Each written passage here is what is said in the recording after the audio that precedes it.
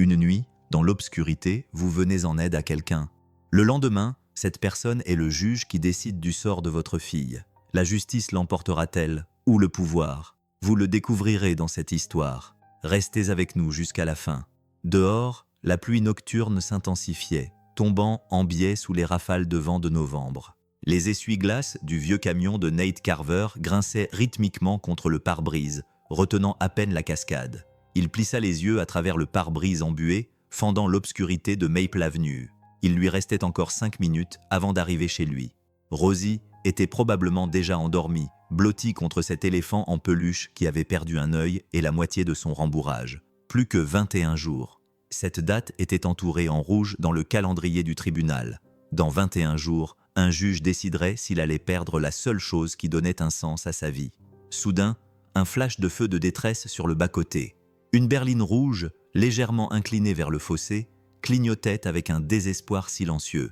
À côté, une silhouette solitaire, trempée jusqu'aux os, luttait pour garder son téléphone au sec sous un petit parapluie inutile. Son manteau collait à elle comme du papier. Un talon s'était enfoncé dans la boue. « Ne t'arrête pas !» Il était tard. Ce n'était pas sûr. Mais alors, la voix de son père, aussi réelle que le vent, lui dit « Ne passe pas à côté d'un problème s'il te reste de la lumière en toi, mon fils. Même une petite lueur peut sauver une nuit. » Nate se gara. Le gravier crissait sous ses bottes lorsqu'il sortit. La pluie lui fouettait le visage. La femme ne le remarqua pas tout de suite, trop occupée à presser son téléphone contre son oreille d'une main et à tenir le parapluie inutile de l'autre. Sa frustration était palpable. « Madame !» appela Nate, en gardant une distance respectueuse. « Ça va ?» Elle se retourna, surprise. Son visage et la lueur vacillante des feux de détresse étaient nets, mais fatigués. La pluie traçait des lignes sur ses joues qui auraient pu être confondues avec des larmes. « Ma voiture est tombée en panne », dit-elle. Sa voix était calme, mais on sentait une certaine tension. Elle s'est simplement arrêtée.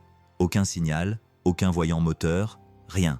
Nate hocha brièvement la tête et s'approcha, les paumes visibles vers le haut. Des années de travail chez d'autres personnes lui avaient appris la valeur d'un langage corporel non menaçant. « Je fais quelques réparations en ville. Ça vous dérange si je jette un coup d'œil ?» Elle hésita, scruta son visage, puis acquiesça légèrement. « Je vous en prie. » Nate ouvrit le capot, laissant échapper l'odeur familière du métal humide et du caoutchouc usé. Après quelques minutes de concentration silencieuse, une lampe de poche en équilibre sur son épaule, il découvrit un fil de terre effiloché qui s'arc-boutait contre le châssis. Un court-circuit classique. « J'ai quelque chose dans mon camion », dit-il en retournant chercher son vieux kit de réparation. Moitié outil, moitié prière.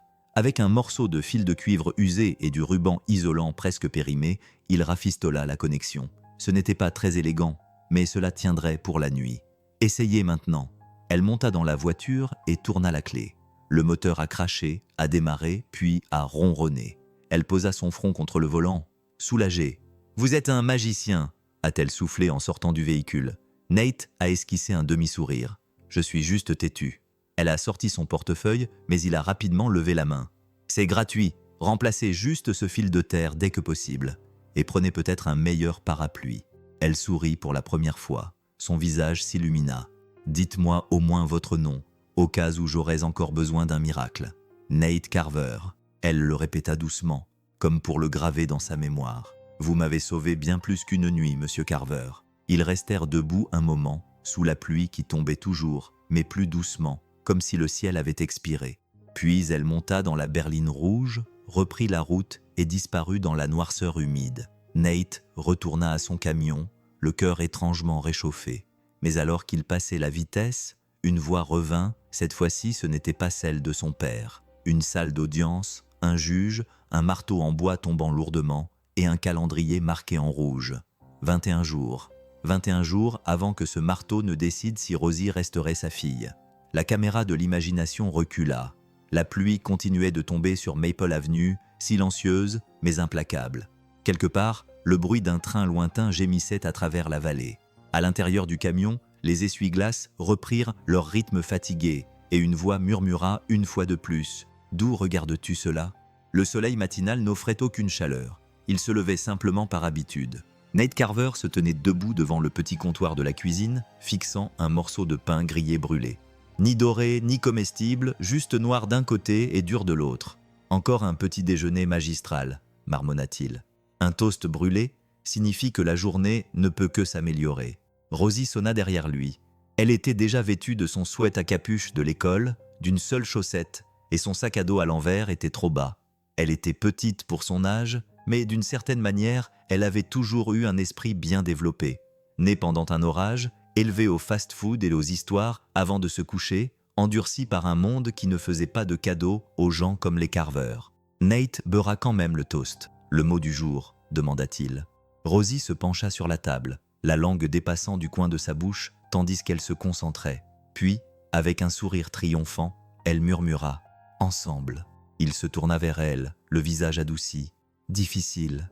Elle acquiesça. « Mais c'est notre mot. » Et c'était un secret entre eux.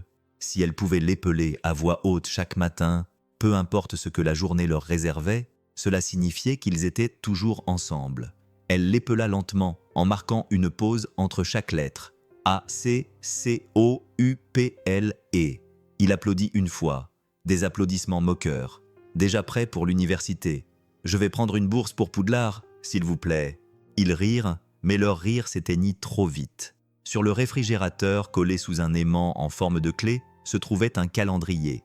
Et une date était entourée d'un cercle rouge vif, comme du sang scellé sur du parchemin. Dans 3 semaines, audience pour la garde, salle d'audience 4B. Ce cercle ne signifiait pas seulement une date d'audience, il signifiait la frontière entre être le père de Rosie et devenir son souvenir. La vieille camionnette de Nate cracha sa fumée en entrant dans le parking derrière Jensen Hardware. Il avait encore 10 minutes de retard. Son manager, Gary, se tenait les bras croisés, le visage marqué par une déception qui semblait s'y être installée pour de bon. « Tu deviens un habitué de Sunrise. » Nate sortit de la camionnette, une boîte à outils à la main. Il y avait du trafic. Ne finit pas cette phrase à moins qu'elle ne se termine par Mars. Gary se retourna et se dirigea vers l'entrée de service. « Tu es doué dans ton travail, mais le talent ne paie pas si tu arrives en retard. » Nate acquiesça silencieusement, la culpabilité lui serrant la gorge. C'était un emploi à temps partiel. Réparer des étagères, refaire l'installation électrique des plafonniers, réapprovisionner les rayons de plomberie. Il n'offrait pas d'assurance maladie. Il lui permettait à peine de payer son loyer, mais c'était un travail, et pour l'instant, c'était tout ce qui comptait. Cet après-midi-là, il s'assit en face de Maya Chen, son avocate commise d'office, à un bureau métallique éraflé. Jeune et incisive, c'était le genre d'avocate qui ne portait pas de tailleur chic, mais dont les paroles avaient du poids. Son bureau était exigu, encombré de boîtes d'archives, la plupart étiquetées au marqueur bleu et à moitié rayées.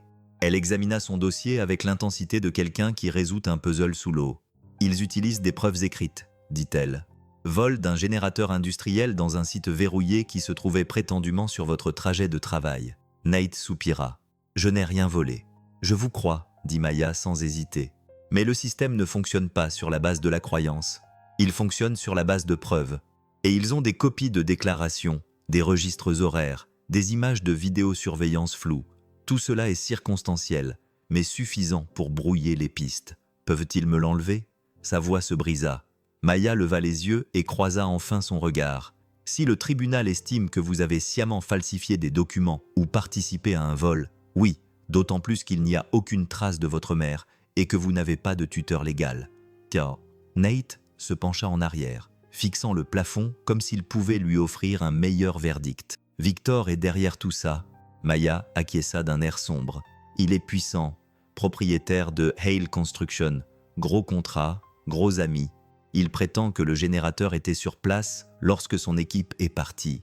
Pas de registre d'expédition, pas de confirmation de sécurité, il a simplement disparu. Il essaie de me détruire, marmonna Nate, parce que j'ai signalé ce site pour câblage défectueux l'année dernière. Il faisait travailler des enfants près de transformateurs exposés. Tu n'es pas fou, dit Maya, mais prouver le mobile est plus difficile qu'il n'y paraît. Nate se frotta les yeux. Alors, qu'est-ce qu'on fait ? Elle sourit, mais faiblement. Le genre de sourire qui apparaît dans les pièces sombres à la lumière d'une lampe torche. On creuse, on cite à comparaître, on enlève toutes les couches jusqu'à ce qu'il n'y ait plus rien à cacher.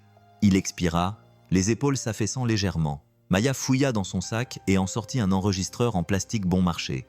Elle le fit glisser sur la table, commence à parler. Tout ce dont tu te souviens à propos de ce site cette nuit-là, ta routine, ton emploi du temps, même si ça semble insignifiant. Nate hésita, puis appuya sur le bouton d'enregistrement. Je me souviens du vent cette nuit-là. Il était violent, comme s'il voulait couper le métal. Le soir venu, Rosie était de retour de l'école. Ses chaussures étaient boueuses et son sac à dos pesait plus lourd qu'elle. Elle le laissa tomber près de la porte, comme s'il l'avait personnellement offensé. « Dictée demain », déclara-t-elle. « Devine qui va le réussir haut la main ?» Nate lui a tapé dans la main. « C'est sûr. » Elle a souri. Ensemble. Il a souri, mais son regard s'est posé sur le réfrigérateur. Ce cercle rouge saignait encore dans son esprit. Il n'a rien dit.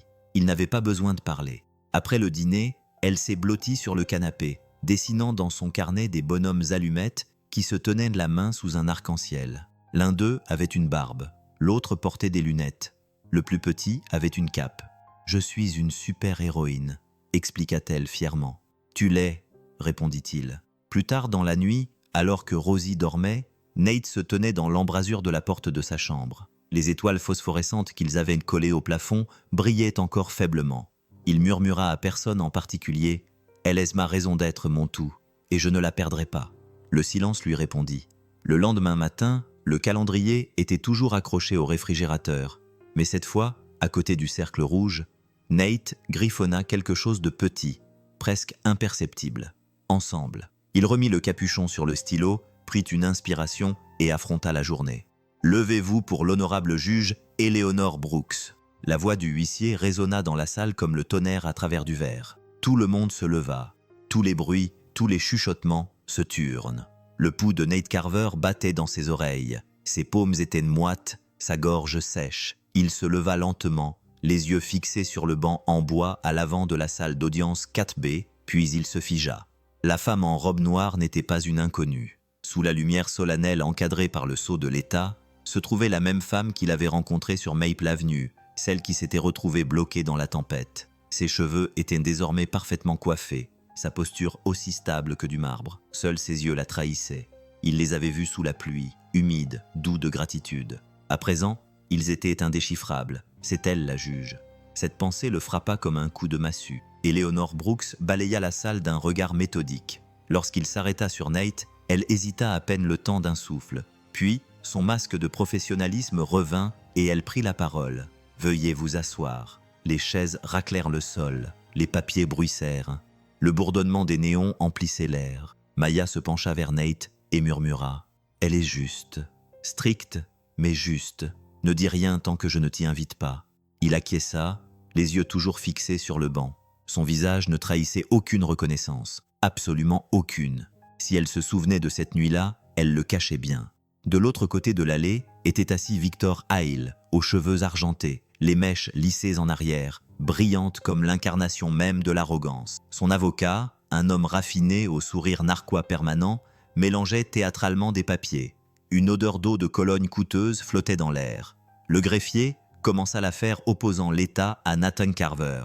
Allégation de vol de biens d'une valeur de 72 000 $. Obstruction à la livraison contractuelle et fraude par falsification de documents. Chaque mot tombait comme un coup de marteau. Maya se tenait debout, la voix calme mais empreinte de colère. « Votre honneur, mon client clame son innocence. » La partie adverse a présenté des copies de documents qui ne peuvent être vérifiés, notamment des registres d'expédition non signés et des horodatages modifiés. Nous demandons à pouvoir examiner tous les documents originaux. Le procureur se leva lentement. Votre honneur, les originaux ne sont pas disponibles en raison d'un audit en cours. La juge Brooks leva la main. Indisponible n'est pas un terme juridique. Monsieur Reynolds, produisez les originaux ou des copies certifiées conformes. Reynolds ajusta sa cravate. Nous avons des déclarations sous serment. Les déclarations ne remplacent pas les preuves. Et l'Élané intervint d'un ton sec. De l'acier froid enveloppé de velours. Cela fait 12 ans que je siège à cette cour, Reynolds, et je n'ai encore jamais rendu de décision sur la base d'un sentiment. Un murmure parcourut la salle d'audience. Nate ne put s'en empêcher. Il faillit sourire. Eleanor se tourna vers Maya. « Mädchen, votre requête visant à examiner les documents sources est acceptée. La Cour se réunira à nouveau une fois la vérification judiciaire terminée. Merci, votre honneur. » Le maillet s'abattit, net et final. Le son résonna dans la poitrine de Nate comme un battement de cœur. À l'extérieur de la salle d'audience, Maya expira. « Ça s'est mieux passé que je ne l'espérais. Elle n'est pas facile à manipuler. » Nate la suivit dans le couloir. « C'est elle. Elle est celle qui quoi ? la femme de cette nuit-là. La voiture sur Maple Avenue. J'ai réparé son moteur. » Maya s'arrêta net, clignant des yeux. « Tu es sérieux ?» Il acquiesça. Elle n'a jamais dit qui elle était.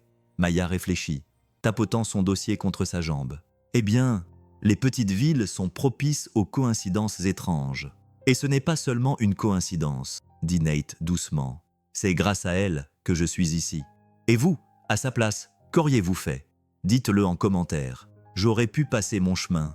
Je ne l'ai pas fait. » Maya posa une main sur son épaule, fermement. « Écoute-moi. Oublie tout lien que tu penses avoir avec elle. Les juges vivent selon une seule règle, l'impartialité. Si elle est aussi éthique qu'elle en a l'air, elle fera comme si vous ne vous étiez jamais rencontrés. » Il déglutit péniblement. « C'est ça qui fait mal. » Dans le bureau du juge, Eleanor Brooks se cala dans son fauteuil et ferma les yeux un bref instant.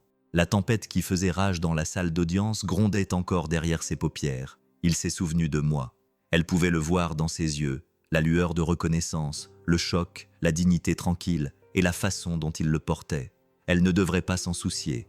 Elle ne devrait même pas y penser. Mais elle le faisait. Sur son bureau se trouvait le dossier Carver Nathan. Garde, implication, accusation. Une photo était épinglée dans le coin. Nate et une petite fille souriant sous la lumière d'un porche en bois. Elle l'étudia trop longtemps. Le souvenir de la pluie lui revint en mémoire. Sa voix calme, sans prétention. Pas de frais. Il suffit de remplacer ce fil de terre avant qu'il ne riposte. La décence de ce moment l'avait désarmée plus qu'elle ne voulait l'admettre. La voix de sa mère résonnait dans sa tête. La douce justice du Sud s'impose quand on mesure chaque poutre, pas quand on admire la peinture. Éléonore ouvrit les yeux, expira et redressa les papiers devant elle. « Très bien, » murmura-t-elle à personne en particulier. « Nous allons suivre les règles. » Ce soir-là, Nate coucha Rosie tôt. Elle lui demanda de lui relire Charlotte's Web, et bien qu'il l'ait déjà lu 5 fois, il accepta. Ses paupières se fermèrent à mi-chemin du chapitre où Charlotte écrivait quelque chose sur un cochon dans sa toile. « Papa ?» marmonna-t-elle à moitié endormie. « Comment est le tribunal ?» Il hésita. C'est un endroit où les gens essaient de trouver la vérité. La trouve-t-il toujours? Il la regarda, si petite, si confiante, et murmura « Ils essaient, c'est ce qui compte. » Elle sourit faiblement et s'endormit. Plus tard, Nate s'assit seul à la table de la cuisine, fixant la convocation du tribunal. Le tic-tac de l'horloge murale marquait chaque seconde comme un lent goutte à goutte de doute. Il murmura pour lui-même « Elle ne savait pas qui j'étais. Elle ne me devait rien. Et pourtant, elle m'a donné une chance équitable. » Il suivit distraitement du doigt le bord de sa tasse de café. C'est peut-être ça, la justice. Pendant ce temps, Elena rentrait chez elle en silence. Son pare-brise reflétait les lumières du tribunal qui s'estompaient derrière elle. Elle passa le carrefour de Maple Avenue sans jeter un regard vers le bord de la route où la tempête l'avait autrefois bloquée. Elle se souvenait de son visage sous cette pluie, imperturbable et altruiste. Et la phrase qu'elle avait prononcée cette nuit-là, avant de partir, « Vous m'avez sauvé plus qu'une nuit, monsieur Carver ». Elle se demandait maintenant si elle n'avait pas dit plus vrai qu'elle ne le pensait. Le lendemain matin, les couloirs du palais de justice bourdonnaient à nouveau. Nate arriva tôt, vêtu de sa seule chemise propre. Maya portait sa mallette comme une arme. De l'autre côté du hall, Victor Hyle était entouré de son équipe et riait trop fort. Maya murmura « Aujourd'hui, ce n'est qu'une formalité ». Elle ordonne un audit indépendant des registres d'équipement de Hyle. Nate acquiesça. Bien. Lorsque l'huissier appela à nouveau leur affaire, Éléonore entra avec la même grâce tranquille. Mais lorsque ses yeux croisèrent brièvement ceux de Nate, quelque chose clignota, quelque chose qui n'était pas là auparavant. Ce n'était pas exactement de la reconnaissance, ni de la chaleur, juste de l'humanité. Elle ajusta ses lunettes, la voix ferme. Cette cour ordonne au service médico-légal d'authentifier les données télématiques et les registres GPS originaux de Hale Construction. Jusqu'à ce que cela soit fait, cette affaire est reportée. Le marteau retomba une fois de plus, d'un coup sec et net. Pour ne pas rater la suite de ce récit, abonnez-vous dès maintenant. Pas de tonnerre cette fois-ci, juste la certitude tranquille que l'ordre était rétabli, ne serait-ce que pour l'instant. Alors que tout le monde commençait à sortir, Nate resta immobile. Éléonore rassembla ses papiers et, l'espace d'un instant, leva les yeux. Leurs regards se croisèrent, non pas celui d'un juge et d'un accusé, mais quelque chose de plus ancien, de plus profond, une reconnaissance muette. Puis, tout aussi rapidement, elle détourna les yeux. Dans le couloir, Maya murmura « Tu vois, elle n'est pas contre nous, elle nous laisse respirer. Nate acquiesça, même si son cœur était serré par quelque chose qu'il ne pouvait nommer. Dehors, le ciel était bas et gris, promettant à nouveau de la pluie. Il murmura pour lui-même, presque en souriant. Ce qui est drôle avec les tempêtes, c'est qu'elles reviennent toujours à leur point de départ. Eleanor Brooks avait appris très tôt que les plus petites décisions constituaient la plus grande architecture d'une vie. Elle était assise seule dans la salle de conférence du juge après les heures de bureau. Les lumières de la salle d'audience s'étaient éteintes, laissant place au silence des dossiers endormis. Dehors, la ville respirait dans les rafales d'acier du vent de novembre. Ses mains reposaient sur une pile de papier, le dossier Carver en haut, dont les bords étaient usés à force d'avoir été lus trop souvent. Le palais de justice lui semblait être une maison faite de poutres et de renforts pour chacun de ses précédents. Une solive, chaque statue étant un clou. Si une poutre se courbait, toute la structure pouvait s'effondrer petit à petit. Elle était une petite fille qui regardait sa mère agrafer des fiches derrière le bureau de l'école, observant les enseignants emprunter les emplois du temps comme du pain sacramentel. Sa mère, Mabel Brooks, avait le don de transformer la vérité en choses simples. « Mesure le bois, Ellie Mabel », disait-elle en tapotant une règle contre le chêne. « Si tu veux un porche solide, ne devine pas la porter parce que ça a l'air joli. Mesure, mètre d'équerre, puis clou, d'accord ?» Éléonore entendait encore cette voix dans le silence de la justice. La justice se tient debout quand on mesure chaque poutre, pas quand on admire la peinture. Maintenant, elle mesurait. Elle pensait à Nate Carver, dont elle avait vu le visage 2 fois au cours de la dernière journée. Une fois sous un imperméable, en train de réparer un fil de terre, et une fois debout sous la lumière fluorescente de la salle d'audience. Elle pensait à la façon dont ses yeux s'étaient adoucis lorsqu'il avait regardé la photo de sa fille dans le dossier. Elle pensait à la façon dont un petit geste de gentillesse pouvait rendre une personne plus grande dans votre mémoire. On enseignait au juge à être aveuglé au sens figuré, mais Éléonore avait appris que cette cécité était un mythe. Elle ne pouvait ignorer l'être humain assis là dans l'obscurité, ni la fille avec la cape sur la photo. La question n'était pas de savoir si elle ressentait quelque chose. La question était de savoir quoi faire de ce qu'elle ressentait. Elle tapota son bloc-notes avec son crayon. Le son était délibéré. Il fallait trouver le juste équilibre entre impartialité et empathie, devoir et miséricorde.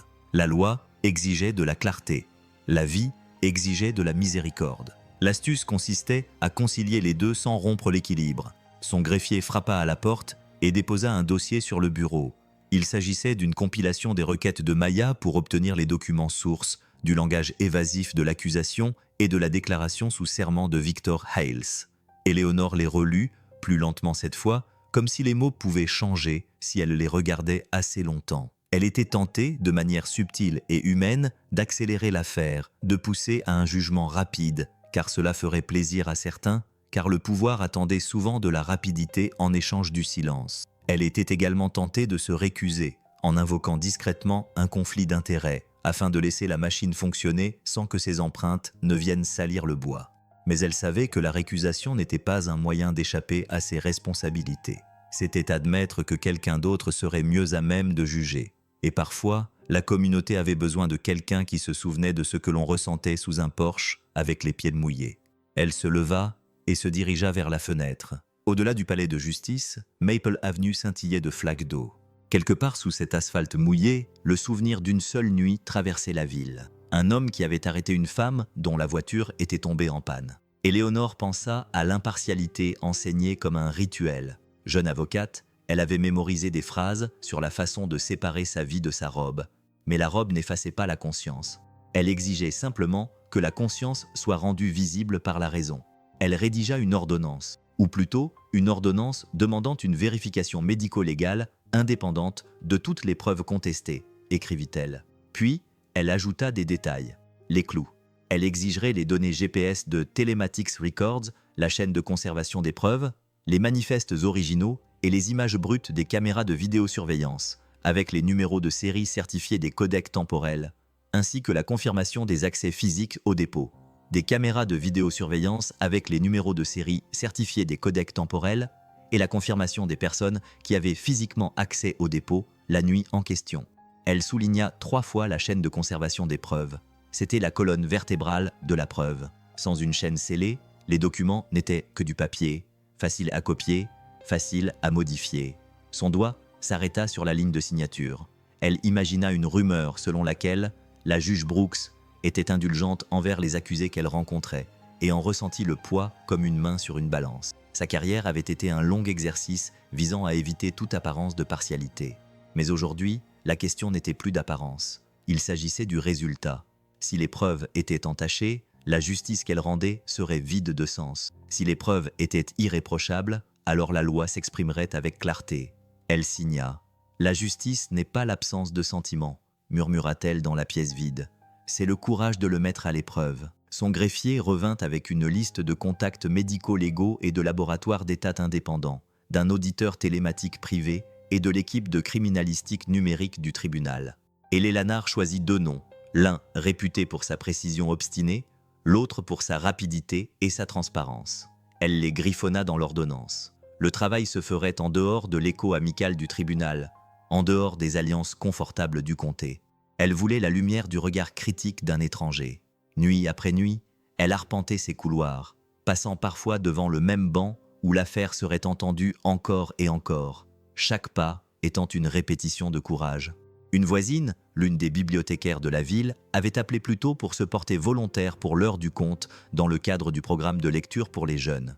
Éléonore avait accepté, même si l'invitation s'accompagnait d'une légère rumeur. « Les gens parlent », avait dit gentiment la bibliothécaire. « Ils diront des choses. Vous êtes toujours la bienvenue. Vous leur raconterez une histoire sur les canetons », avait répondu Éléonore, pensant immédiatement aux enfants qui s'assieraient les jambes croisées, l'imagination en éveil. « Et je m'assiérai tranquillement au bord. » Dans son bureau, elle gardait un petit livre usé au coin, intitulé « Make way for ducklings », place aux canetons. Elle l'avait lu une fois à la bibliothèque du palais de justice pour vérifier si une berceuse faite de mots pouvait encore apaiser le cœur d'une personne après une journée de tonnerre juridique. L'histoire parlait de ponts, de tutelles et des petites tâches qui assurent la sécurité d'une famille. Elle pensait que c'était une carte étrangement utile pour l'affaire à venir. Elle repensa à cet homme. Il avait décrit le vent de la nuit dont il se souvenait. Il avait décrit avoir fait une petite chose, réparer un fil, plutôt que de détourner le regard. Dans son esprit, cette image s'associait à celle de sa mère, mesurant, puis clouant. La petite chose mesurée, la petite chose maintenue. Au matin, l'ordonnance avait été déposée, le calendrier du tribunal ajusté. La nouvelle finirait par se répandre, et les rumeurs trouveraient des failles dans lesquelles s'engouffrer. Il y aurait des questions, il y aurait des ragots, il y aurait des gens qui penseraient qu'un juge ne devrait pas se souvenir des visages d'une tempête. Elle accueillit chacune de ces possibilités comme un maçon accueille la pluie, gênante, mais pas fatale. Le lendemain, à la barre, elle lut l'ordonnance à haute voix. Sa voix était ferme et posée. Ce tribunal ordonne qu'une vérification médico-légale indépendante soit effectuée dans les 30 jours. Toutes les preuves physiques et numériques originales doivent être conservées et cataloguées. Tout manquement à la production d'une chaîne de conservation scellée pourrait entraîner le rejet des accusations. Les mots résonnèrent dans la salle avec l'autorité tranquille du bois mesuré soutenu par des supports en fer. Ce n'était pas de la clémence, c'était de la discipline appliquée à la compassion. C'était la loi exercée avec le tremblement d'un cœur humain derrière elle. Si cette scène vous touche, laissez un like, ça aide vraiment l'histoire à continuer. Après l'audience, Nate regarda la juge partir. Il observa la posture prudente de ses épaules, la façon dont elle portait ses papiers, comme quelqu'un qui ne prenait pas la légèreté à la légère. Maya posa une main sur son bras. Elle marcha sur la ligne. Elle dit « La loi s'est inclinée vers la vérité aujourd'hui. » La réponse de Nate fut un simple souffle. « J'espère que cela suffira. » Éléonore traversa Maple Avenue pour rentrer chez elle cet après-midi-là, son manteau boutonné contre le vent. Elle s'arrêta un instant à l'endroit où la tempête l'avait autrefois arrêtée. La pluie menaçait, mais elle ne tombait pas. Elle baissa les yeux vers le trottoir et ressentit le petit frisson d'avoir mesuré et agi. « Mesure le bois », entendit-elle sa mère lui dire dans son souvenir. Puis cloue-le. Elle avait mesuré. Elle avait cloué.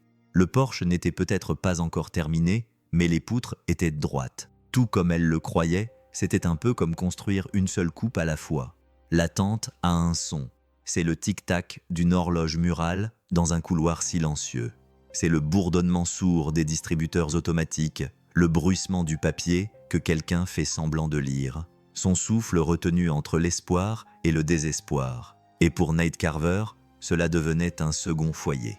Les jours qui suivirent la décision du juge s'écoulèrent lentement, lourdement, dans l'incertitude. Le tribunal avait accordé un délai pour l'examen médico-légal, mais pas la paix qu'il devait gagner minute après minute. Il se mit donc au travail. Le matin, il était chez Jensen Hardware, où il réparait une chaudière cassée pour un enseignant à la retraite. L'après-midi, il réparait des clôtures, changeait des serrures, réalignait des charnières de portes. Ses mains restaient occupées, car c'était le seul moyen d'apaiser la tempête qui faisait rage en lui. Il ne parlait pas beaucoup aux personnes qui l'aidaient, mais elles se souvenaient de lui. C'était l'homme qui se présentait, faisait le travail et demandait moins que ce qu'il devait. À Cedar Falls, ce genre d'homme laissait des traces. Un après-midi, il grimpa sur une échelle pour réparer la balancelle du Porsche de M. Connelly, le facteur à la retraite, qui vivait désormais seul avec un chat grincheux et des souvenirs qui lui revenaient par flash. Alors que Nate serrait le dernier nœud, M. Connelly sortit avec 2 tasses de café. « J'ai construit cette balancelle pour ma femme en 69, dit le vieil homme d'une voix rauque. Elle s'asseyait ici chaque printemps en fredonnant. Il fit une pause. « Tu es un homme bien, Carver, même si cette ville a oublié comment le dire à voix haute. » Nate ne savait pas quoi répondre. Il prit le café et acquiesça silencieusement. Ce soir-là, il s'assit dans le coin arrière de la bibliothèque de Cedar Falls, Rosie blottie contre lui, tandis qu'il lisait à haute voix « Le vent dans les saules ». Elle suivait les illustrations du bout du doigt, son corps chaud contre le sien, le genre de proximité qui rendait le monde supportable. « J'aime bien Taupe », murmura-t-elle. « Pourquoi ? Parce qu'il n'a pas besoin d'être grand. Il a juste besoin d'être gentil. » Nate déglutit. « Oui, c'est une bonne raison, dit-il. » Rosie leva les yeux vers lui. « Est-ce que tout va bien se passer ?» Sa voix se brisa. « On va essayer, ma petite, c'est ce qui compte. » Maya appelait tous les 3 jours. Les nouvelles arrivaient par bribes, rien de rapide, rien de spectaculaire. « Nous avons assigné la société de sécurité numérique de Hale, rapporta-t-elle un soir. Ils font traîner les choses, mais l'ordonnance du juge est sans appel. Un autre jour, elle obtint les journaux GPS de la flotte du fournisseur. S'ils sont vierges, ça nous aide. S'ils ne le sont pas, ça nous aide encore plus. Un autre jour encore, nous avons reçu les documents relatifs à la chaîne de conservation provenant de l'entrepôt de Hale. Il y a des lacunes importantes. Puis il y a eu une pause, une longue pause. Nate était assis sur le sol de sa petite cuisine, le téléphone collé à l'oreille. Rosie était allée se coucher après avoir essayé de dessiner une girafe qui ressemblait davantage à une échelle couchée sur le côté. « Je suis là », dit-il doucement. Maya expira. « Nous l'avons, Nate. » Un technicien de l'équipe médico-légale de l'État confirma. « Dis-le clairement. Le générateur en question, celui que Hale prétend avoir été volé, n'a jamais quitté l'entrepôt cette nuit-là. Le numéro de série indiqué dans le rapport ne correspond pas à celui du journal GPS. Les horodatages ont été modifiés après coup. Le formulaire imprimé du témoin a été généré sur un appareil qui n'a été installé sur le site que 2 mois plus tard. Pendant un instant, Nate ne dit rien.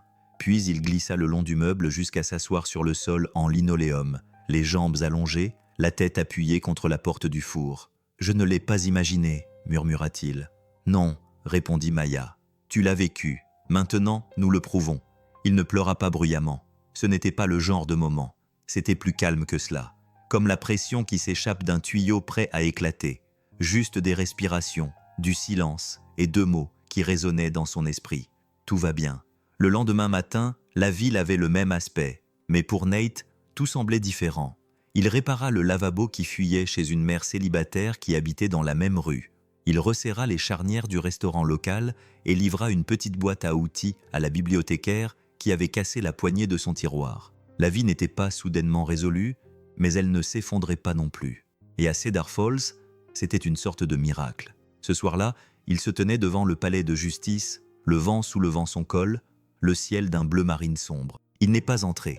Il a simplement regardé les marches, car demain, il les montrait à nouveau. Cette fois-ci, non pas en tant qu'accusé essayant de sauver sa vie à coups de rubans adhésifs et de prières, mais en tant que père prêt à réclamer la vérité. Le lendemain matin, Maya attendait dans le hall du palais de justice, son café à moitié vide et en train de refroidir rapidement. Elle tenait un épais dossier dans une main et avait une lueur subtile dans les yeux. « Aujourd'hui, dit-elle sans sourire, nous laissons les preuves parler. Vont-ils écouter ? Ils n'auront pas le choix, répondit Maya.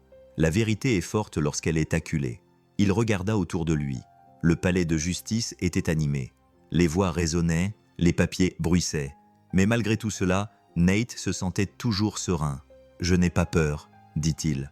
Maya sourit enfin. C'est bien, parce que Hale devrait avoir peur. Rosie lui avait laissé un mot ce matin-là sur le réfrigérateur, écrit avec des marqueurs colorés, avec un E à l'envers et un cœur à la place du point. Ensemble, toujours. Tu vas y arriver, papa. Il l'avait plié et mis dans sa poche. Il l'a sorti, ses doigts la caressant comme une bouée de sauvetage. Dans un couloir voisin, la juge Eleanor Brooks relut le dossier une dernière fois. Chaque document, chaque cachet, chaque mensonge décousu était exposé à la vue de tous. Elle tapota doucement le dossier, puis murmura dans le silence pour mesurer les poutres. Le verdict n'avait pas encore été rendu. La salle continuait de se remplir, mais la vérité avançait déjà dans le couloir, pas à pas, dossier après dossier, cœur tremblant après cœur tremblant. Et demain, elle parlerait. Une salle d'audience sous la lumière du matin est différente. Non pas parce que les bancs sont plus moelleux ou que les enjeux sont moins importants, mais parce que le soleil a une façon de se faufiler à travers les hautes fenêtres, se répandant sur les sols polis et les boîtes de preuves scellées, comme s'il cherchait quelque chose de caché, quelque chose qui aurait dû être révélé depuis longtemps. Et ce matin-là, la vérité est arrivée, non pas sous la forme d'une confession dramatique, mais sous la forme d'une chaîne de documents de garde et de journaux GPS horodatés. Nate Carver était assis immobile à la table des accusés, le dos droit, les doigts entrelacés. La salle d'audience n'était pas bondée, pas de caméra de télévision, pas de drame. Mais pour lui, c'était le centre du monde. Rosie avait dessiné un petit cœur sur sa main avec un marqueur violet avant l'école. Un bouclier, lui avait-elle chuchoté, au cas où aujourd'hui serait effrayant. Il baissa les yeux vers ce petit cœur, désormais à peine effacé. Maya Chen se tenait à ses côtés, calme et concentrée.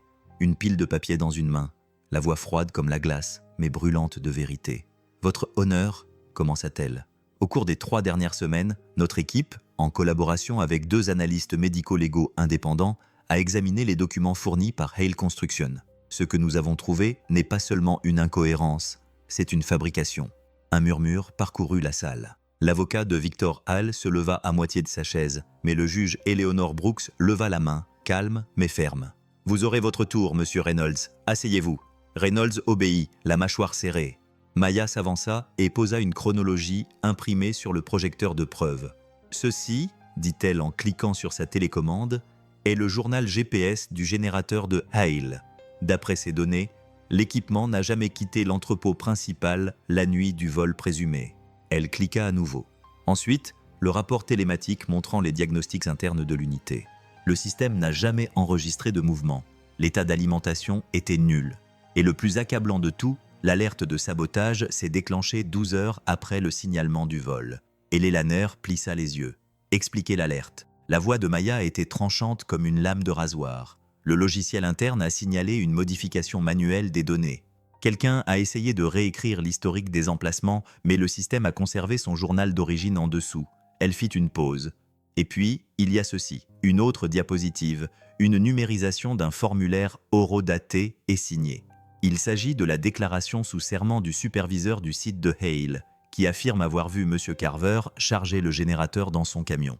Mais selon l'analyse technique, le document a été imprimé à partir d'une machine qui n'a été installée sur le site que le 17 novembre. La nuit en question était le 4 octobre. Un long silence s'ensuivit, le genre de silence qui ne pose pas de questions, mais y répond. Reynolds se leva, les mots se bousculant dans sa bouche. Même s'il y avait une divergence dans la chronologie, cette divergence, le ton de Maya se fit plus vif. Votre client a fabriqué des preuves pour accuser un père célibataire de vol aggravé. Des preuves qui, si elles n'avaient pas été contestées, lui auraient coûté la garde de sa fille. Ce n'est pas une divergence, c'est une fraude délibérée. Éléonore se pencha légèrement en avant. Sa voix était calme, mais elle avait le poids de l'acier. « Madame Chen, présentez-vous une requête ?» Maya acquiesça. « Oui, votre honneur. Nous demandons le rejet complet de toutes les accusations portées contre Nathan Carver et le renvoi immédiat des preuves de M. Hale pour enquête criminelle, y compris pour obstruction à la justice et falsification de documents. » Victor Hale pâlit soudainement, des gouttes de sueur perlant sur son front. Reynolds tenta à nouveau. « Votre honneur, ces conclusions nécessitent du temps, car le juge Brooks leva lentement son marteau, mais ne l'abattit pas encore. « Monsieur Hale, dit-elle d'un ton calme, souhaitez-vous parler sous serment avant que je rende ma décision ?» Victor leva les yeux, croisa le regard d'Éléonore et comprit qu'il n'y aurait pas de négociation, pas de faveur. pas d'issue. Il détourna les yeux. « Non, votre honneur !» La salle d'audience retint son souffle. Puis vint le bruit. Crac. Le marteau tomba. Les charges contre M. Nathan Carver sont par la présente rejetées avec préjudice, déclara Éléonore. Cette cour recommande en outre le renvoi au pénal de Victor Hale et des parties associées pour falsification de preuves, falsification de documents juridiques et tentative de subversion d'un processus judiciaire. La salle n'explosa pas. Ce n'était pas nécessaire. La vérité avait parlé, et cela était plus fort que des applaudissements. Nate ne bougea pas au début. Il resta assis, figé, le regard fixe. Maya se pencha vers lui, la voix soudainement douce. « C'est fini. » Il la regarda lentement, clignant des yeux, incrédule. « Non, dit-il. Ce n'est que le début, sourit-elle. Alors ça commence bien. » Il se leva lentement, puis tourna les yeux vers le banc. Éléonore Brooks rangeait méthodiquement et professionnellement des papiers, mais juste avant de descendre, elle le regarda. Pas longuement, pas de manière théâtrale, juste assez. Leurs regards se croisèrent. Pour la deuxième fois en 3 semaines, ils se virent pleinement. Pas en tant que mécanicien et juge, pas en tant que faveur due, juste en tant que personne. Nate fit un petit signe de tête, un remerciement qui avait plus de poids qu'une douzaine de discours. Éléonore ne lui rendit pas son signe de tête. Elle ne sourit pas, mais la chaleur de son regard s'attarda un peu plus longtemps que ne le permettait le protocole. À l'extérieur du palais de justice, la lumière du soleil filtrait à travers les nuages. Une légère brise apportait l'odeur du cèdre et une légère fumée de cheminée. Nate s'avança dans la lumière, les yeux fermés, le visage levé comme quelqu'un qui refait surface après des années passées sous l'eau. Il entendit une voix, l'écho de Rosie dans son esprit. « Tu vas y arriver, papa », dit-il en ouvrant les yeux. « Oui, ma petite », murmura-t-il, « nous allons y arriver. » Plus tard dans la soirée, Maya était assise sur le capot de sa voiture, son dossier à côté d'elle, mangeant des frites dans un sac en papier comme une guerrière. Après la bataille, Nate s'approcha avec 2 sodas à la main. « Tu ne bois pas, n'est-ce pas ?»« Seulement du sarcasme », répondit Maya en acceptant le gobelet. Il hésita. « Tu m'as sauvé. »« Non », répondit-elle. « J'ai tenu la lampe torche, tu es sorti. » Il sourit. « C'est une bonne réplique, je suis avocate, » dit-elle en haussant les épaules. « Nous volons toutes nos meilleures répliques à la vie. » Ils restèrent assis en silence pendant 1 minute, regardant les lampadaires s'allumer un à un. « Tu penses que Hale va vraiment tomber ?» demanda Nate. « Si ce n'est pas devant le tribunal, ce sera sa réputation, » répondit-elle. « Dans tous les cas, son nom ne brillera plus de la même manière. » Nate regarda vers l'horizon. « Ce n'est pas pour ça que je me suis battue. » Maya lui jeta un coup d'œil. « Je sais que tu t'es battue pour elle, » dit-elle d'une voix douce. « Pour Rosie, pour ton nom, pour tous les hommes qui ont été déclarés coupables avant que la vérité ne soit établie. » Il ne répondit pas. Il n'en avait pas besoin. De l'autre côté de la ville, la juge Éléonore Brooks rentra chez elle. Elle posa sa mallette sur le comptoir et ôta sa robe avec précaution, comme si elle retirait quelque chose de sacré. Elle resta longtemps debout près de la fenêtre, regardant les ombres s'étirer dans la rue. Puis elle prit un petit cadre posé sur la table, une vieille photo de sa mère debout devant un tableau noir, une règle à la main, le sourire fier. « J'ai mesuré la poutre », murmura maman. Elle tint bon, et loin de là, dans la chambre d'une petite fille avec des étoiles phosphorescentes collées au plafond, Rosie Carver dormait profondément. Ses mains serraient un éléphant en peluche auquel il manquait un œil. Un écusson en forme de cœur marquait toujours la paume de son père. Et dans le calme de cette nuit, pour la première fois depuis longtemps, le monde semblait à nouveau sûr. Les mercredis après-midi à la bibliothèque de Cedar Falls étaient toujours un peu chaotiques. Les crayons roulaient sur les tables. Les livres d'images étaient éparpillés comme des feuilles d'automne. Quelqu'un renversait toujours du jus et quelqu'un d'autre pleurait parce que quelqu'un d'autre avait pris le marqueur rouge. Mais ce jour-là, les enfants étaient inhabituellement calmes parce que la juge Éléonore Brooks faisait la lecture. Elle était assise à l'avant, les jambes croisées sous une modeste jupe grise, tenant « Make way for ducklings » comme s'il s'agissait d'un texte sacré. Sa voix était douce mais régulière, sans emphase, chaleureuse sans condescendance. Lorsqu'elle lisait et qu'elle les ramenait de l'autre côté de la rue, tous en file indienne, même les jumeaux turbulents à l'arrière cessaient de chuchoter. Parmi le groupe, Rosie Carver était assise, les jambes croisées, les mains jouant nerveusement avec le cordon de son sweat à capuche. Son regard ne quittait pas le visage d'Éléonore. Lorsque l'histoire s'est terminée et que la salle s'est à nouveau animée, Rosie s'est tournée vers le garçon à côté d'elle et lui a dit doucement « Elle ressemble à la dame de la pluie ». Le garçon cligna des yeux. Rosie sourit. Je pense que c'est elle. À l'extérieur de la salle de lecture, Éléonore s'essuyait les mains avec un mouchoir après avoir aidé à nettoyer la peinture au doigt lorsqu'une voix familière l'arrêta. « Juge Brooks ». Elle se retourna. Nate se tenait à quelques mètres, son chapeau à la main, non pas dans un geste théâtral de déférence, mais dans un geste instinctif que l'on fait lorsque le respect est plus profond que les mots. Il semblait différent hors de la salle d'audience, plus terre-à-terre, plus ouvert. Les manches de sa chemise étaient retroussées et il y avait de la sueur collée à son jean. Derrière lui, Rosie jeta un coup d'œil, puis sourit et fit un signe de la main. Éléonore sourit gentiment. « Monsieur Carver, je voulais juste vous remercier, dit-il d'une voix basse mais claire. Je faisais mon travail, acquiesça-t-il. Peut-être, mais certaines personnes font leur travail comme s'il s'agissait de cocher une case. Vous avez lu les petits caractères, vous avez fait la lumière. » Elle interrompit son geste, serrant légèrement le livre d'histoire. La vérité mérite d'être révélée. Un moment passa. Je voulais en dire plus, ajouta-t-il. Mais je me suis dit que si je me présentais dans un restaurant plutôt qu'au tribunal, ce serait peut-être plus facile. Elle haussa un sourcil. Vous invitez une juge à déjeuner. J'invite une voisine, répondit Nate sans hésiter. Les titres restent à la porte.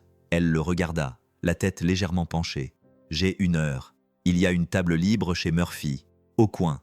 Ça sent encore le café brûlé et les secondes chances. Elle sourit. Montre-moi le chemin.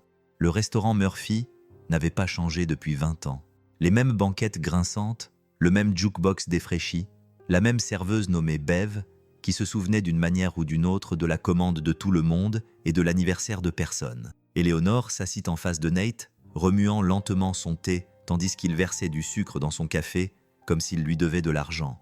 Elle prit la parole la première. « J'essaye de ne pas manger avec les personnes sur lesquelles j'ai statué. » Nate sourit. « Alors, c'est quoi cette complication ?» Il rit franchement, sans retenue. « Eh bien, dit-il, c'est dans les complications que naissent la plupart des choses réelles. » La conversation suivit son cours, passant des livres à la météo, puis à l'amour de Rosie pour les canards. Aucune mention de l'affaire, aucune discussion sur les tribunaux, juste la vie, une vie tranquille et solide. À un moment donné, Nate se pencha en arrière et regarda par la fenêtre, observant le vent agiter quelques feuilles. « Mon père disait que la loi était comme une maison, dit-il. Certaines portes sont verrouillées, certaines fenêtres coincent, mais si vous la construisez honnêtement, elle ne s'effondrera pas dans une tempête. » Et l'année le regarda. « Le croyez-vous ? Moi, non. Pas avant la nuit où vous avez demandé les vrais documents au lieu de ceux qui vous convenaient. » Elle ne dit rien. Puis, doucement, ma mère disait « La justice se mesure à l'aune, pas à la peinture. » Elle était secrétaire à l'école. Elle ne gagnait pas plus de 25 000 $ par an, mais elle savait repérer une charpente bancale. Nate acquiesça. Elle semble être quelqu'un que j'aurais apprécié. Elle t'aurait tendu une règle et t'aurait dit de te mettre au travail. Ils sourirent. Puis, comme si elle avait reçu le signal, Rosie se précipita depuis le trottoir où elle jouait à la marelle et brandit fièrement un dessin au crayon. « C'est toi », dit-elle en souriant à Éléonore, qui lisait au canton. Les bonhommes allumettes étaient chaotiques, mais on reconnaissait sans peine Éléonore avec ses lunettes, entourée de petits canetons au visage heureux. Dans un coin, un petit dessin de Rosie avec une bulle qui disait « Ensemble ». Hélé Lanard l'étudia longuement. « C'est magnifique », dit-elle. « Je peux le garder ?» Rosie acquiesça solennellement. « Mais seulement si tu promets de continuer à lire. Je pense que je peux y arriver. » Rosie repartit en courant dehors, laissant le dessin dans les mains d'Éléonore. Nate l'observait. « Elle n'oublie pas la gentillesse, dit-il doucement. Je ne suis pas sûr de la mériter. Tu n'avais pas besoin de le mériter. » Il soutint son regard, et pour la première fois depuis le tribunal, quelque chose d'inexprimé passa entre eux, doux, hésitant, mais très réel. Alors qu'il sortait dans le soleil de fin d'après-midi, Éléonore glissa le dessin dans son sac. « Je pense, dit-elle lentement, qu'il vaudrait mieux y aller doucement. L'opinion publique compte. Je suis d'accord. Rosie compte davantage. » Nate acquiesça. « Je ne cherche pas à faire la une des journaux. Je cherche des lumières de Porsche. » Elle sourit à cette remarque. « Donc, des voisins. Des voisins d'abord, dit-il. Tout le reste peut attendre. » Comme si elle avait entendu, Rosie revint en courant, agitant un prospectus dans sa main. Ils organisent un défilé sur le thème des contes de fées le mois prochain. Scout peut-elle porter un costume? Nate rit. Si Scout est d'accord. Éléonore se pencha. Que serait-il? Rosie réfléchit intensément. un chien détective comme Sherlock Bones. Ils rirent tous. Tous les trois se tenaient sur le trottoir tandis que le vent dansait autour d'eux. Pas encore une famille, mais quelque chose commençait, tranquillement et sûrement. Plus tard dans la soirée, dans sa voiture, Éléonore déplia une nouvelle fois le dessin au crayon. Elle suivit le mot du bout du pouce, puis le posa sur son tableau de bord. Elle ne savait pas où tout cela mènerait, mais pour l'instant, elle savait où cela avait commencé. Non pas avec un titre, mais avec un nom, non pas avec un jugement, mais avec un choix. La guérison ne s'accompagne pas de fanfares. Elle ne s'annonce pas avec des feux d'artifice ou des trompettes. Parfois, elle s'installe discrètement à travers l'odeur du pain frais dans une petite boulangerie de village, à travers le doux grattement de la terre sous les ongles, à travers le battement de la queue d'un chien contre le parquet au petit déjeuner. Et à Cedar Falls, la guérison est venue petit à petit. Les matins de Nate Carver avaient changé, mais pas de façon spectaculaire. Il se levait toujours avant le soleil. Il buvait toujours son café qui avait le goût du regret et de la détermination. Il préparait toujours le déjeuner de Rosie avec trop de bâtonnets de carottes et juste assez de beurre de cacahuète. Mais maintenant, il y avait autre chose. Un rythme qui ne ressemblait plus à une question de survie. Cela ressemblait à la vie. Jensen Hardware lui avait proposé un poste à temps plein. Ce n'était ni prestigieux, ni lucratif, mais stable. Et dans une ville comme Cedar Falls, la stabilité valait de l'or. « Vous êtes constant, Carver », avait dit le propriétaire. Et la constance l'emporte toujours sur le clinquant. Rosie avait célébré cette promotion en dessinant un certificat sur lequel était écrit « Meilleur réparateur de choses et de trucs de papa », que Nate avait collé sur le réfrigérateur comme s'il était encadré par Gold Leaf. Le monde d'Éléonore avait changé de différentes manières. Le week-end, elle avait commencé à planter des zinnias dans son petit jardin. Une explosion de couleurs, désordonnée et courageuse. Rosie l'aidait la plupart des samedis, portant des gants dépareillés et racontant la personnalité imaginaire de chaque fleur. « Celle-ci est une scientifique », disait-elle en caressant une fleur jaune. « Elle aime construire des télescopes. » Éléonore riait plus à ces moments-là qu'elle ne l'avait fait au cours des 5 dernières années. « Les zinnias sont têtues », dit-elle à Rosie un matin. « Elles fleurissent même quand elles ne devraient pas. » Rosie sourit comme les humains. Le beagle arriva ensuite. Il s'appelait Scout et avait été sauvé d'un refuge local. Il lui manquait la moitié de la queue et son aboiement ressemblait à un rire étouffé. Nate avait hésité. Les chiens étaient une responsabilité. Mais Rosie s'était agenouillée à côté de la cage de Scout et avait murmuré « On dirait qu'il nous attend ». L'affaire était réglée. Scout était venu à la maison, avait revendiqué le canapé et n'avait jamais regardé en arrière. Bien sûr, tout n'était pas rose. Dans une ville comme Cedar Falls, les gens se souviennent. Et quand les gens se souviennent, ils parlent. La première fois qu'Éléonore a entendu 2 femmes chuchoter au marché fermier, le juge Brooks et l'homme de l'affaire de vol, elle a senti sa poitrine se serrer, non pas à cause de la culpabilité, mais à cause du poids des perceptions. Nate a remarqué son expression alors qu'il passait devant le stand de confiture. « Ça va ?» lui a-t-il demandé. Elle ne répondit pas tout de suite. Puis, avec une clarté tranquille, il pense que la gentillesse est de la corruption. Il la regarda droit dans les yeux. Puis les laissa parler. La vérité n'a pas besoin de volume, elle a juste besoin de temps. Elle acquiesça. Mais cela ne rendait pas les choses plus faciles. Plus tard dans la semaine, à la bibliothèque, Rosie s'assit à côté d'Éléonore, dessinant avec des couleurs vives pendant que Scout dormait sous le banc de lecture. Un autre enfant désigna Éléonore et demanda « C'est ta grand-mère » ?« Non, » répondit Rosie fièrement. « C'est mon amie qui lit de tout son cœur. » Et Lélanard cligna des yeux. À ce moment-là, plus qu'un verdict ou un tribunal, elle eut le sentiment que justice avait été faite. Lors du prochain événement municipal, le marché de Cedar Falls, Éléonore et Nate se portèrent volontaires ensemble. Ils servirent de la soupe dans des bols en papier, empilèrent des balles de foin pour les photomatons, attachèrent des rubans sur des bocaux de cornichons maison.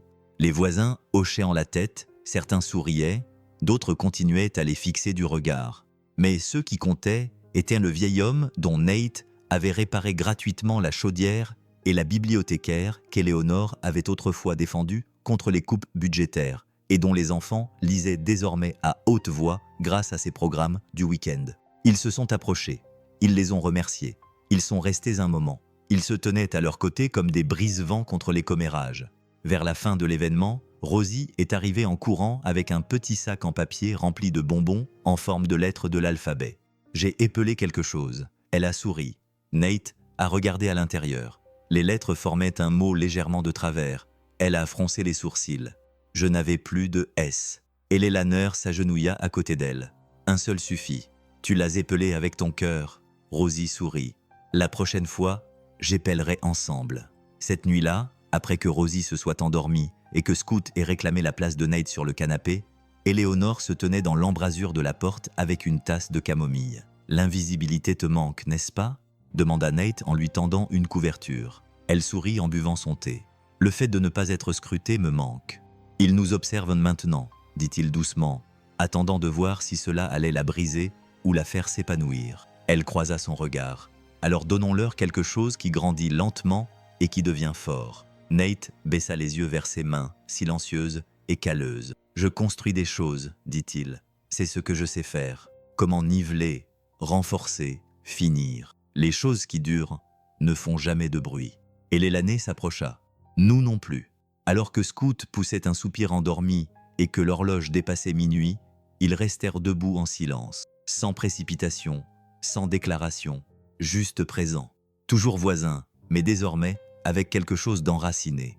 Dans les semaines qui suivirent, les murmures s'estompèrent. La ville n'oublia pas, mais s'adoucit. La gentillesse s'est avérée plus tenace que la suspicion, et les Ignaces ont fleuri plus longtemps que quiconque ne l'aurait imaginé. Certaines histoires d'amour ne commencent pas par un baiser. Elles commencent par des copeaux de bois sur un porche, avec des mains qui construisent en silence, avec un homme qui mesure 2 fois et ponce lentement, car ce qu'il fabrique n'est pas un meuble, c'est une promesse. Nate Carver se tenait dans l'atelier derrière Jensen Hardware, entouré d'une odeur de cèdre et de thym. Le banc était presque terminé. Chaque latte de bois avait été poncée et vernie, le grain se dressant comme de petites vagues sous ses doigts. Il n'avait pas suivi de plan. Ce n'était pas quelque chose que l'on pouvait commander sur catalogue. C'était un souvenir devenu réalité. Un large siège pouvant accueillir 3 personnes. Des accoudoirs incurvés comme des mains ouvertes. Une plaque en laiton serait placée au centre, juste sous le dossier. Il avait déjà gravé lui-même les mots, lettre par lettre. Un lieu pour les secondes chances et les belles histoires. Le matin de l'inauguration, Rosie portait une robe imprimée de canard. Elle sautillait à côté d'Éléonore, qui portait un morceau de ruban plié et une petite paire de ciseaux dorés. Scoot trottait devant, remuant la queue, comme s'il savait qu'un événement spécial allait se produire. Ils arrivèrent au bord de la rivière, juste après la ville, où les arbres s'ouvraient sur une clairière. Le banc se trouvait sous un érable, captant la lumière du matin, comme s'il avait toujours été là. Nate attendait avec sa boîte à outils, vérifiant une dernière fois les boulons. « Tout est bien fixé ?» demanda Éléonore.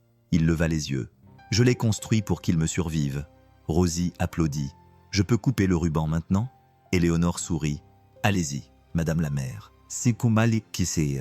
Avec un geste théâtral, Rosie leva les ciseaux et coupa le ruban rouge fait de papier cartonné et de colle pailletée. « Je déclare le banc de lecture ouvert !» s'écria-t-elle. Scoot aboya une fois, sans doute pour approuver. Ils s'assirent tous les 3.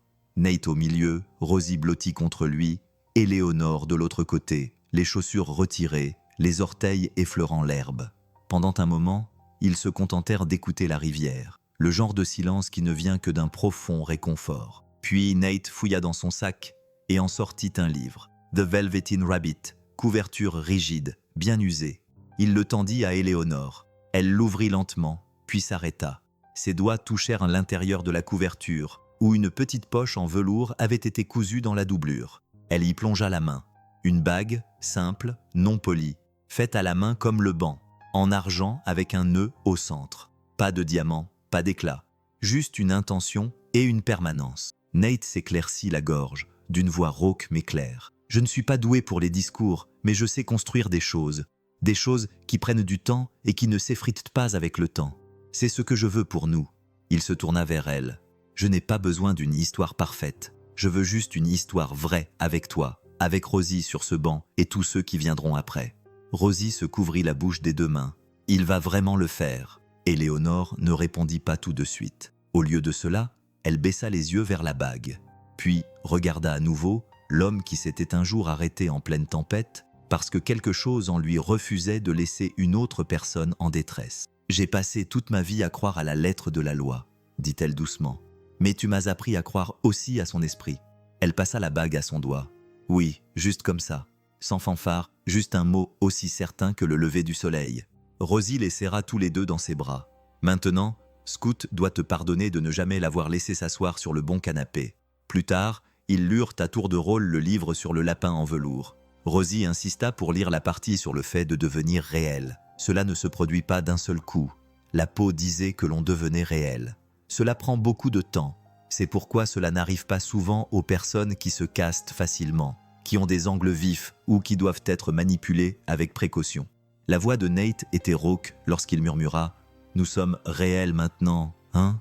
Éléonore acquiesça. « Nous l'avons toujours été. » Cette nuit-là, la ville de Cedar Falls semblait légèrement différente, comme si quelque chose qui manquait depuis longtemps venait de se mettre en place. Au restaurant Murphy's, Bev colla une photo sur le tableau en liège. Nate, Éléonore, Rosie et Scoot assis sur un banc en train de rire. La légende disait « Deuxième chance et belles histoires ». Les collègues d'Éléonore au tribunal apprirent la nouvelle à voix basse. Certains haussèrent les sourcils, d'autres secouèrent la tête. Mais la juge Brooks ne broncha pas.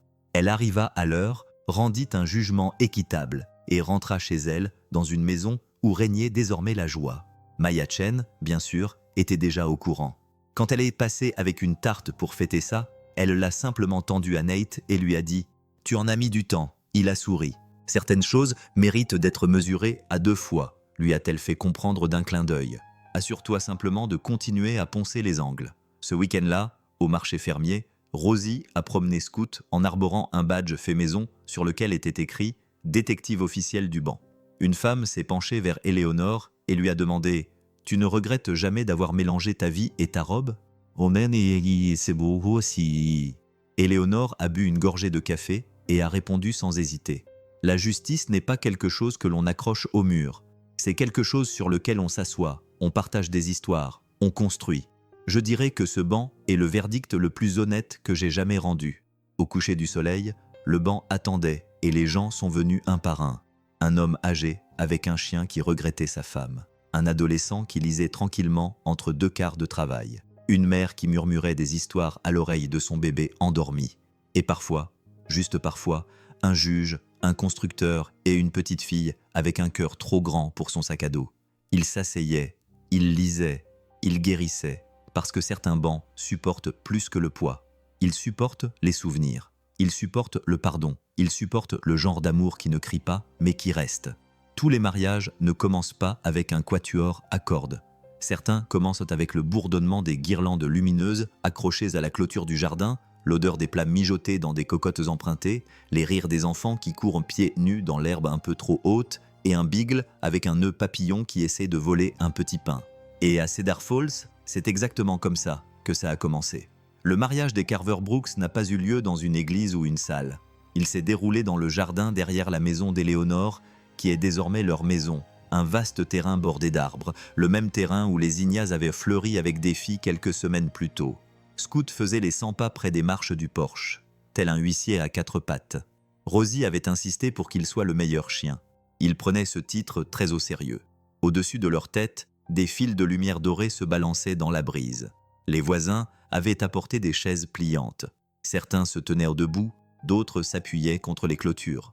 Tout le monde se sentait à sa place, même ceux qui n'en étaient pas sûrs. Maya Chen portait une robe bleu marine et tenait un bocal en verre rempli de thé sucré comme s'il s'agissait d'un gobelet. « Je me suis présentée devant de nombreux jurys, dit-elle en levant son verre. Mais aujourd'hui, je suis simplement honorée d'assister à un verdict qui ne nécessite aucune délibération. L'amour, la résilience et un banc qui les accueille tous. » Elle fit un signe de tête en direction du banc de lecture situé dans le coin le plus éloigné du jardin, décoré de fleurs fraîches et d'une petite pancarte que Rosie avait dessinée au crayon de couleur réservé à l'éternité.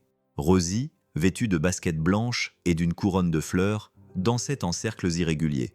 Son titre officiel était « coordinatrice de la joie », un rôle qu'elle avait elle-même inventé. Son travail consistait à rendre les choses plus joyeuses, avait-elle expliqué plus tôt, car parfois, les adultes oublient.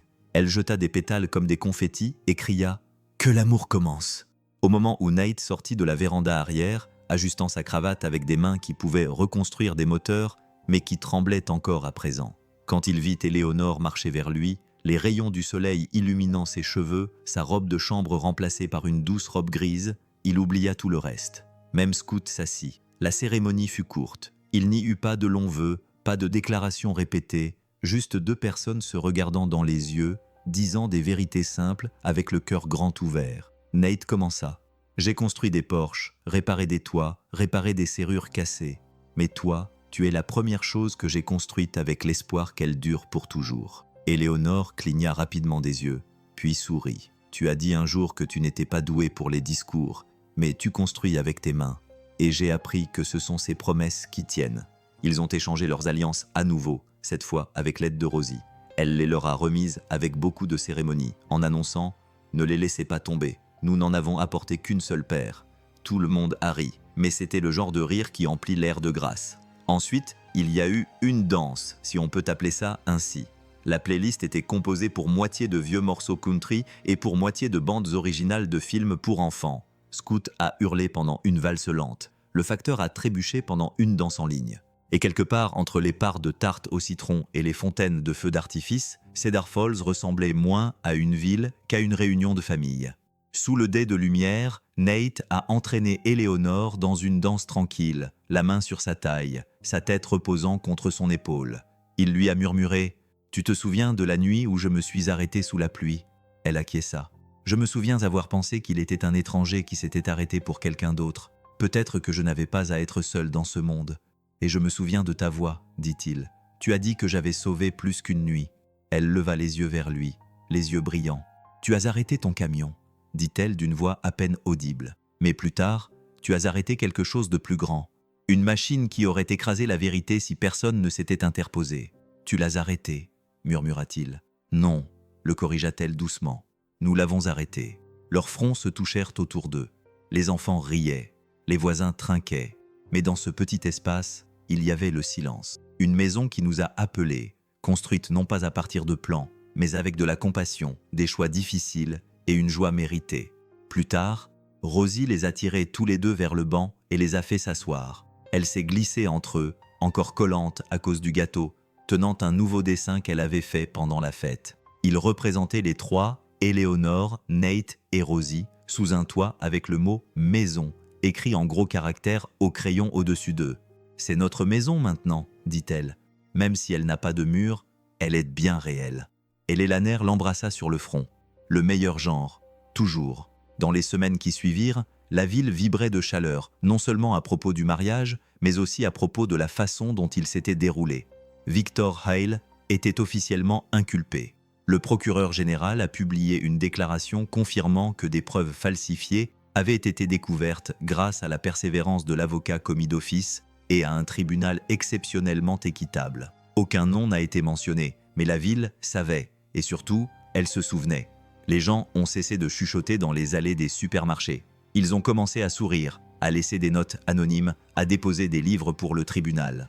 Un soir, Nate est rentré chez lui et a trouvé une caisse de bois frais laissée sur leur porche avec une note pour le prochain tribunal. Et Lélaner s'est chargé d'une nouvelle affaire, cette fois-ci concernant la protection de l'enfance, et l'a abordée avec la même diligence que d'habitude.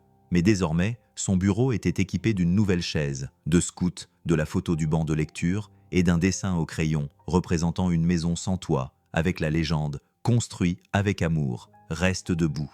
Certaines nuits, ils s'asseyaient à nouveau sur ce banc, juste eux trois. Ils ne parlaient pas beaucoup, ils n'en avaient pas besoin. Parce que lorsque vous avez traversé des tempêtes, le silence devient une musique à part entière. Parce que lorsque vous vous êtes battu pour ce qui est juste, le calme semble mérité. Parce que lorsque vous avez trouvé votre tribu, vous n'avez pas besoin d'une maison plus grande. Vous avez juste besoin d'un endroit où tout le monde a sa place, l'histoire de Scar, les secondes chances et tout le reste. Et ainsi, Cedar Falls continua de tourner. Pas plus vite, pas plus fort, juste mieux. Parce qu'une ville ne change pas à travers les gros titres. Elle change grâce aux gens qui restent et construisent quelque chose qui dure. Cela commença, contrairement à beaucoup d'histoires, non pas en fanfare ou de manière définitive, mais avec quelque chose de calme. Une douce brise soufflant sur Cedar Falls, un livre s'ouvrant sur un banc au bord de la rivière, et la voix claire et lumineuse d'une petite fille. Page 1. Il était une fois, dans une ville sans dragon, mais pleine de gens courageux, une année s'était écoulée. Le banc construit par Nate se dressait toujours au bord de la rivière, usé par les intempéries, mais seulement de la manière dont les bonnes choses sont façonnées par le temps, adoucies par les mains qui les utilisent. Aujourd'hui, 4 enfants se pressaient autour d'Éléonore tandis qu'elle lisait à haute voix. Rosie était assise tout près, les genoux repliés sous son menton, les bras autour d'un scout qui était devenu, d'une manière ou d'une autre, l'animal de soutien émotionnel officieux du quartier.